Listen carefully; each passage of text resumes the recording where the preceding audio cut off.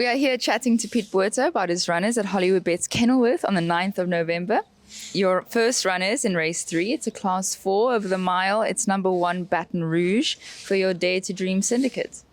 Look, Baton Rouge is working exceptionally well at the moment. We have brought him back in trip. The reason for that is, his last few runs, he's been up there and he just hasn't quite gone through at the end. I believe that he wants further, but we just trying something, wanting to see how he does over this shorter trip, just because of the amount of pace that he shows and then doesn't finish it. And we're hoping that we're right. We got a very nice draw, and we hope that the pace of the race, with the drop of trip, is not too quick for him. If not, he'll run a big race. And in race 4, you have 2 runners. It's a Cape B Stakes over 1,100 meters. Your first runner is number 10, Escarpment, who won the last 2 starts. Yeah, Escarpment had a bit of a break.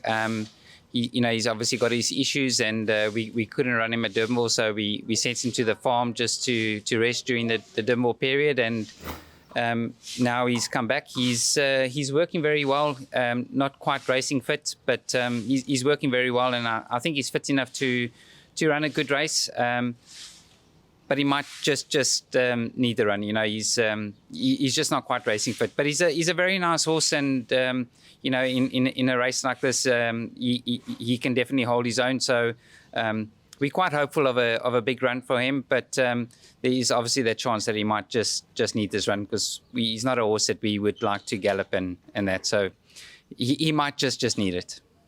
And number 12 is Paroshka. It's his second run for your stable. Yeah, look, Paroshka, he's working okay. I'm not overly confident with him, but I think he's a very nice horse, and I quite like what I see with him at home. But we've just been nursing him along, and he's doing well. I do believe that he will need this run. He's the type of horse that does quite a bit at home. So if he had to pop up, I wouldn't be too much surprised. But I am expecting him to need this run, and he'll come on a lot from this run. So probably a horse that you got to look out for going forward.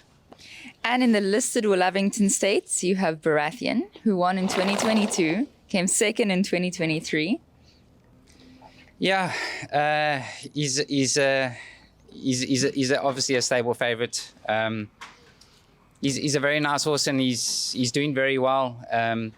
He obviously got very sick when he came back from Durban, and he surprised us all in the way that he won last time. And I'm hoping that he can do it again. I'm a firm believer in second run after rest, and this is his second run after rest. I've worked him myself on Tuesday and Thursday, and both times he felt really good. And if he can do that on the track, I'll be very happy, because we will definitely be in the firing line then. But it's hard. That second run after rest is always at the back of your mind, and it bothers you. And I think last time also he was he won a very, very nice race, but we did interfere with Snake's horse at a very crucial part of the race. So I think that will more than likely be favoured for this race. And if all goes well for him, then he's going to push us. Snaith, I think, has made it very clear that we will not be beating him on Saturday. So we'll be boxing on Saturday. I think he's very well, and you have to include him in all your bets. And your last 2 runners are in race 10. It's a class 5 over 1,200 meters. You've got number 1 King Viserys. King Viserys is a very tricky horse. He's got the ability to win a race like this again. I think this is a nice type of race for him, and it's quite close to his last run. Just because of how the race looked, I decided I am going to take my chances here again. But he's a very tricky horse. When he wants to run, he can do it. But I was really hoping that he would draw on the outside and be away from all the horses, so that he can just put his mind to racing. I think he's a horse that you definitely cannot leave out of your bets. It's first run out of the maiden, so he's got a lot against him, but I promise you, he's got the ability to do it if he just wants to. So we just got to hope that everything goes well and Gareth can give him a lot of confidence in the race, and if that happens, he'll be there. And number 9, Patea, ridden by Keenan Stain. Patea is a horse that's probably looking for a little bit further. We wanted to give him a run, I think it was 2 weeks ago, and he gets his tongue over the bit all the time. And, going down to the start, he managed to get his tongue over the bit and they couldn't get it back under, so they had to scratch him. So we've put him in another sprint race again just to, have a gallop and let us learn a little bit about him. So I'm not really expecting anything. His work has been good, but I think it's way too short for him. And, we're still trying to learn a bit about him. So no real expectations for him.